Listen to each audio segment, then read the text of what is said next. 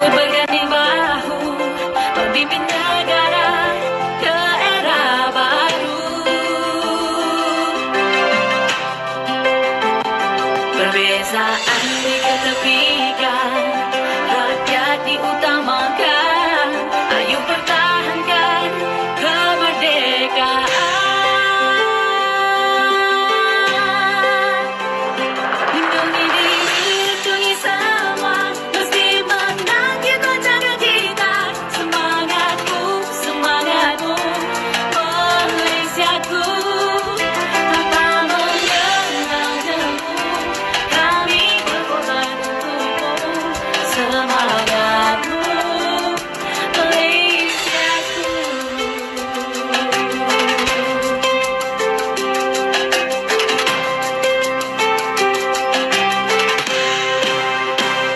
Semangatku, semangatmu, berganding bahu, memimpin negara ke era baru. Perbezaan diketepikan, rakyat diutamakan.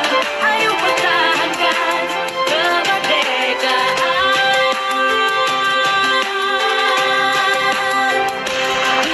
Lindungi semua, mesti menang kita jaga kita.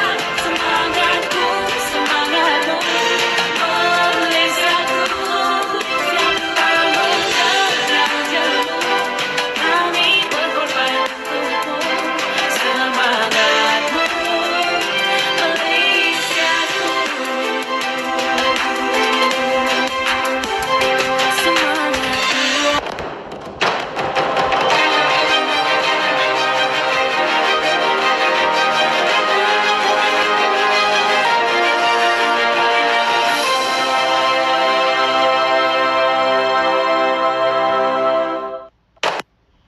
Bismillahirrahmanirrahim. Assalamualaikum warahmatullahi wabarakatuh. Salam sejahtera kepada semua pelayar Malaysia Gazette yang menuntut kami secara langsung hari ini. Saya Haslina AR Kamaluddin kembali lagi untuk ambang PRU ke-15. Baik, tak sabar rasanya untuk menantikan Khamis ini 20 Oktober apabila Suruhanjaya Pilihan Raya bakal mengumumkan tarikh-tarikh penting untuk Pilihan Raya Umum kali ke-15 ini.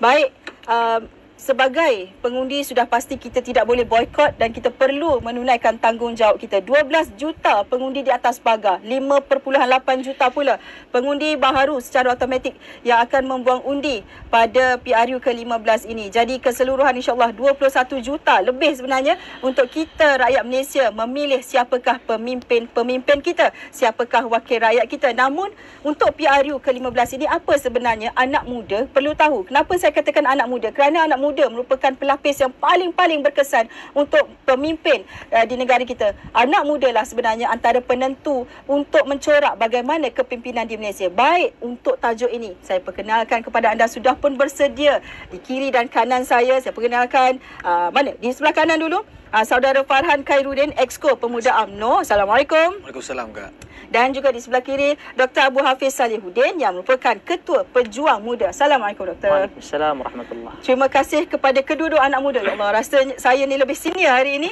kerana kita mempertemukan kedua-dua anak muda ini untuk kita debat.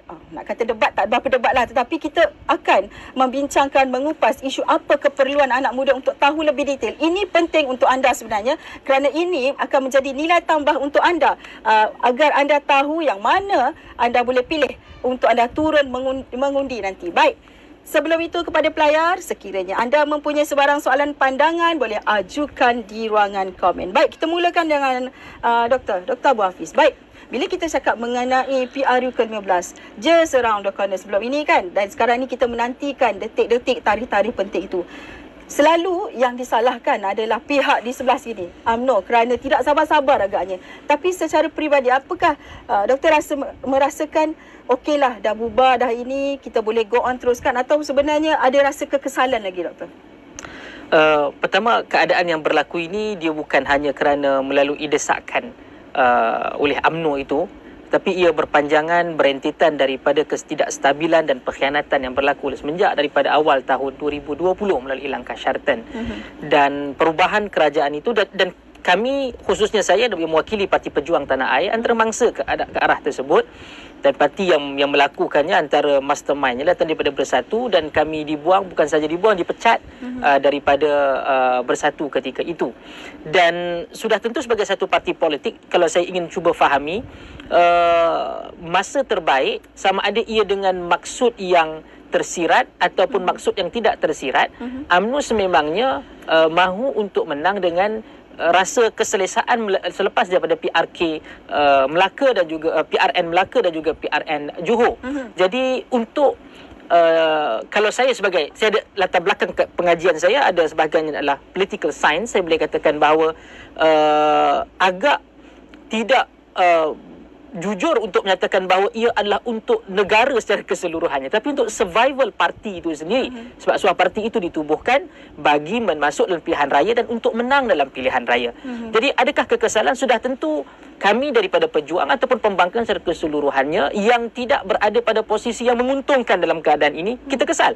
Kita mahukan level playing field, ia sama rata pada semua, dan sekiranya berlaku nanti bencana yang akan boleh masuk, yang akses itu sudah tentu mereka yang menjadi caretaker government. Dan itu bermacam-macam lah dalam keadaan yang tidak memberikan kelebihan kepada pihak yang tidak menjadi kerajaan. Soalan dia, adakah saya kesal? Saya mengharapkan bahawa ianya pada tahun hadapan, bulan 3 atau bulan 4 selepas daripada itu, kerana apa yang dibimbangi itu telah pun bibit-bibitnya telah pun bermula daripada bencana itu dan ini, dan itulah bagi menjawab permulaan kepada persoalan saudari Yaslina. Baik, ada sedikit bibit-bibit kekesalan kat situ, Farhan. Apakah di awal ini Farhan merasakan sudah sampai masanya, adakah anda rasakan kalau tidak sekarang, tahun depan pun sama juga, bencana pun akan berlangsung juga? Apa anda katakan?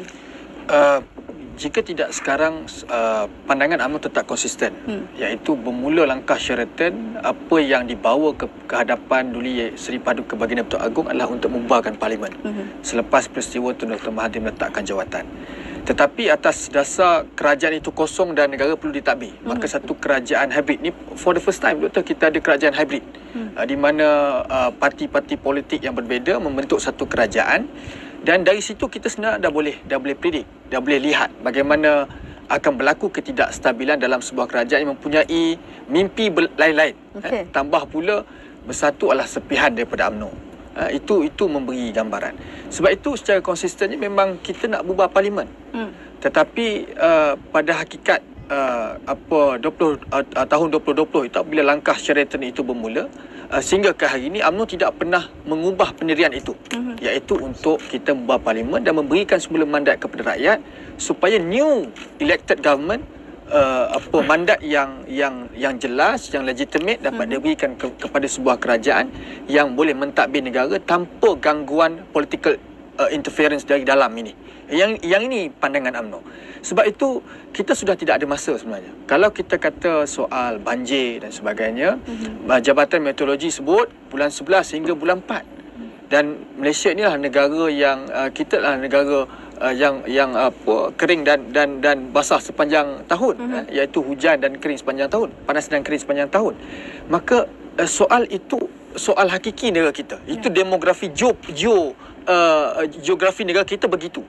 Tetapi yang lebih penting adalah tahun depan 2023 satu dunia meramalkan satu masalah ekonomi yang maha dahsyat, yang memerlukan satu fokus oleh sebuah kerajaan yang benar-benar boleh menguruskan soal negara ini.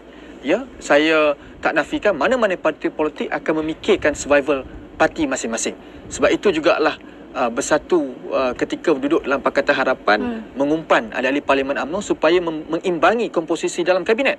Itu yang seperti scheme of things yang disebutkan oleh Tan Sri Muhyiddin. Tetapi sama ada agenda kepartian ini menjadi agenda utama ataupun menjadi agenda seterusnya. Dalam soal hari ini, negara mesti distabilkan dan satu mandat jelas perlu dipulangkan kepada rakyat, dan satu kerajaan yang stabil bagi memberi fokus bukan saja soal bencana. Dan hari ini kerajaan interim ada, proses pengurusan bencana itu saya yakin kerajaan membuat persediaan, tetapi yang lebih penting bermula Januari tahun hadapan satu orang kata economic disaster mungkin akan berlaku di seluruh dunia atas faktor-faktor geopolitik di Rusia, Ukraine, termasuklah beberapa kesan-kesan lain, inflasi, US menaikkan interest rate dia. Ini pasti memberi ujian yang luar biasa kepada kita, dan satu kerajaan stabil perlu dibina supaya rakyat dan negara ini dapat diberikan pembelaan sewajarnya dan isu-isu politik ini dapat dihentikan. Bagi generasi seperti saya, itu adalah harapan yang kita nak daripada tindakan membubarkan parlimen ini. Baik. Apabila kita sebut mengenai pilihan raya dan juga sudah dijelaskan di awal tadi bagaimana kita melihat situasi untuk kita dalam satu pembubaran nak melangkah ke mengundi ini, sering kita dengar adalah ini merupakan propaganda politik. Ini dimainkan oleh politikus-politikus sahaja untuk kepentingan peribadi dan sebagainya. Anak muda selalu dimomokkan dengan perkara-perkara ini. Komen, Doktor. Di sana wujudnya political fatigue, kelesuan dalam berpolitik kepada anak muda. Dan perbincangan anak muda dia bukan begitu mudah untuk dikatakan. Saya kira saya faham dan juga hormati. Namun UMNO juga kalau bercakap berkaitan dengan stability sebelum tadi, dan ini antara satu isu yang dibincangkan oleh anak-anak muda. Benar, kita perlukan kerajaan yang stabil. Namun dalam kerajaan hybrid yang disebutkan tadi, kalau UMNO mengambil langkah untuk menenangkan diri untuk tidak mendesak Perdana Menteri, untuk tidak mengeluarkan kenyataan-kenyataan menyerang sedangkan dia berada dalam kerajaan tersebut. Bahkan kalau dilihat Menteri Kewangan itu adalah datang daripada UMNO sendiri yang telah menjadi bendahari UMNO Negeri Selangor. Maka kalau kestabilan tersebut dipertikaikan, bermaksud yang menjadi elemen terhadap masalah itu juga adalah UMNO. Dan benar berlaku peletakan jawatan itu Dr. Mahathir kerana berdasarkan perlembagaan apabila beliau telah pun yakin bahawa hilang majoriti, beliau perlu untuk meletakkan jawatan sebagai seorang Perdana Menteri. Itu yang pertama. Namun siapakah enabler kepada keadaan tersebut? Sekiranya UMNO jujur ketika itu, sekiranya dititahkan ke ataupun dilihat untuk strategi, maka perlu untuk berkecuali. Langkah syaratan yang wujud itu bukan sehari dua hari ketika itu. Ia telah pun berlaku perbincangan itu jauh sebelum daripada sekitar 20-23 hari bulan Februari 2020. Baik, bagi anak muda, bila mereka melihat semua ini, dia ada kelesuan dan merasa letih terhadap apa yang berlaku. Dan kejujuran ini perlu, saya kira bagi saya anak muda, saya fikir Farhan, dalam saudara Farhan berada dalam parti tersebut, ada organisasinya, ada hierarkinya, ada do and don'ts-nya. Kadang kita merasakan bahawa itu tak perlu, ini jangan dilakukan, ini jangan diluahkan. Kita ada pimpinan-pimpinan yang lebih senior, yang lebih atas, yang kita tak boleh melepasi itu. Dan inilah antara kenapa anak-anak muda merasakan bahawa renyah kot masuk dalam parti politik ni. Jadi baik duduk di luar. Cuma saya ingin sebutkan bahawa partisipasi di dalam membuang undi nanti bukan disebabkan politik kepartian, tetapi politik kenegaraan. Ini perlu untuk digarisbawahi oleh anak-anak muda kita. Apabila saudara-saudara sekalian turun nanti untuk mengundi, tanggungjawabnya adalah kepada negara. Sebab apabila yang dipilih itu tadi adalah sekitar 40% ataupun 50%, di bawah 50%. Ini berlaku di Johor, bahawa hanya separuh daripada negeri Johor itu yang memilih pemerintah negeri tersebut. Dan ingat, tatkala kerajaan itu dipilih, dia mempunyai kuasa penuh 100% untuk membuat dasar dan polisi terhadap awak.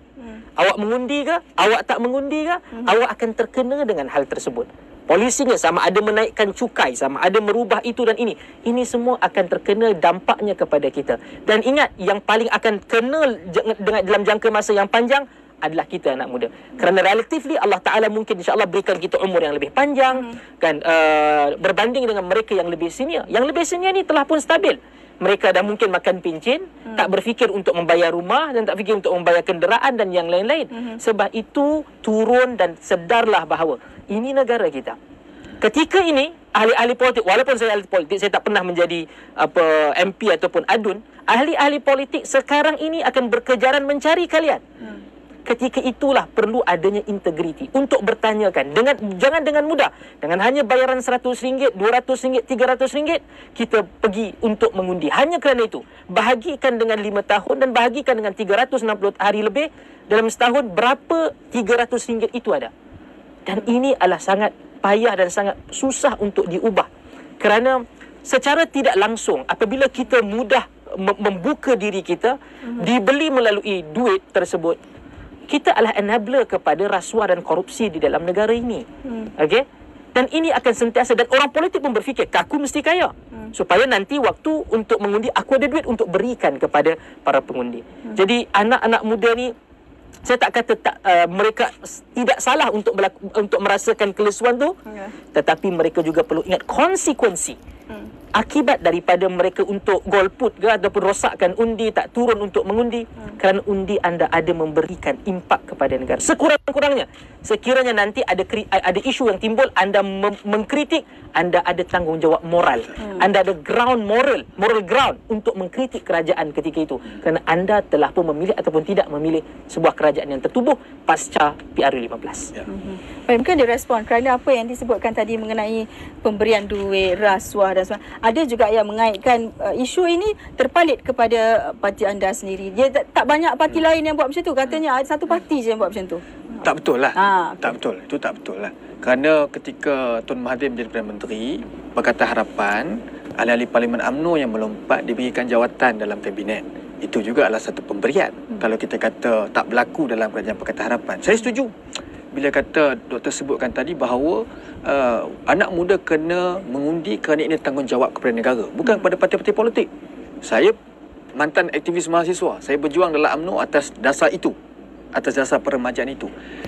Sama juga seperti mana yang berlaku ketika 2018. Rakyat turun mengundi dan akhirnya rakyat dapat RM30 Tashengo. Rakyat turun mengundi dan rakyat dapat statut room dan ISET. Rakyat turun mengundi, GST dimansuhkan dan pemberian subsidi berkurangan kepada rakyat. Ini semua adalah kesan daripada tindakan kita, pilihan kita. Memang betul, secara konseptualnya, secara idealisnya, secara teorinya, itu adalah perkara yang kita di peringkat kita pun kita tak ada satu pertembungan. Tetapi macam saya sebutkan tadi, saya nak sebutkan satu perkara, bahawa pejuang adalah bukan musuh UMNO. UMNO tidak pernah menganggap pejuang sebagai musuh.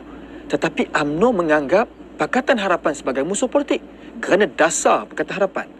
Tetapi unfortunately pejuang datang daripada Pakatan Harapan. Maka itu memberi satu tanggungjawab kepada kita untuk memberi satu saingan dan memberi satu hujah balas kepada pejuang. Sebab itu dalam UMNO, kalau dikatakan berlaku isu-isu kewangan, ini bukan baru. Zaman Tun Dr. Mahathir pernah berlaku, Rahim Tan Bicik kena. Toyo kena. Ini dah berlaku, pernah berlaku, dan bukan hanya kerana UMNO. Kalau ketika itu Pakatan Harapan memerintah pun akan berlaku. Lee Kuan Yew sebagai contoh, isu juga. Tetapi at the end of the day, doktor, yang kita perlu cakap secara jujur adalah pembudayaan politik itu. Sejauh mana ia dapat diubah, dari mana tempat kita berada. Dan dalam UMNO, daripada 2018, segalanya berubah. Sehingga kan ada ugutan Tun Dr. Mahathir untuk membubarkan UMNO, tetapi akar umbi UMNO dan anak-anak muda yang dalam UMNO yang masuk ketika kekalahan itu, seperti generasi saya, kita tidak lagi melihat duit sebagai satu, orang kata, kena ada duit minyak baru boleh pergi angkat bendera, ada duit minyak baru boleh pergi berhujah. Hari ini kita buktikan bahawa UMNO siswa sebagai contoh, mahasiswa, ini yang kita bawa dalam UMNO, kita kadir tanpa menggunakan wang ringgit sebagai balasan. Di Johor, di Melaka, tak apalah kita jadi sebahagian pada kerajaan, tetapi di Selip, di Cameron Highland, pemberian wang tunai dilakukan oleh Pakatan Harapan. Saya antara saksi yang disoal siasat oleh polis kerana mendedahkan perkara itu. Di Sabah sebagai contoh, ahli ketua-ketua UMNO bahagian Sabah yang dipaksa melompat, lumpuh UMNO Sabah, kemudiannya ketua-ketua pemuda mengambil tanggungjawab menjadi pemangku. Ketika itu kita tidak ada sos. Saya grad masuk dalam UMNO, bekerja masuk dalam UMNO. Saya tidak ada kekuatan kewangan seperti mana yang digambarkan satu ketika dulu. UMNO menggunakan setiap segi wang. Sehingga saya pernah, doktor, saya pernah cakap ke isteri saya kata, yang Dr. Ashraf jemput saya rumah, ingat nak panggil pegawai khas kot, dapat dia kerja. Rupanya Abang Wadi kata, Farhan, saya nak you jadi exco pemuda, bantu bina sistem pekedaran parti. Saya tanya SUK saya ketika itu, saudara Zaim, mantan SUK, SUK ni ada allowance ke? Saya tanya. Yalah, kita ni baru kahwin, baru bekerja kan, ada allowance ke? Pak, dulu-dulu mungkinlah jadi exco pemuda, timbalan chairman JLC, jadi ni. Tetapi 2018 perkara-perkara itu tidak lagi dijadikan sebagai amalan. Kalau kata pembudayaan ini hanya berlaku dalam UMNO, saya kata itu retorik. Itu retorik. Mana-mana kerajaan yang memerintah pasti akan menggunakan ruang-ruang itu untuk mengukuhkan kepimpinan politik dia. siapa pun, even dalam Pakatan Harapan yang masuk pun dapat itu, dapat ini dan sebagainya. Sebab itu jangan kita bersifat retorik, kita try untuk get to one common ground, apa yang kita boleh bincangkan, apa yang kita boleh sampaikan mesej bersama kepada rakyat supaya again, the message saya setuju dengan doktor tadi. Rakyat mesti keluar demi negara. Negara akan berhadapan dengan pelbagai masalah lagi di kehadapan ini. Kalau kita tidak bersama, kita tidak membuat pilihan, kita tidak mengambil dan menjalankan tanggungjawab, maka apa-apa juga yang akan berlaku pada negara ini, satu hari nanti kita akan lose the grip, lose the ground, orang putih kata. Ya. Saudara Sinan, kalau saya boleh untuk memberikan komen, saya setuju kalau kita untuk berhenti daripada retorik.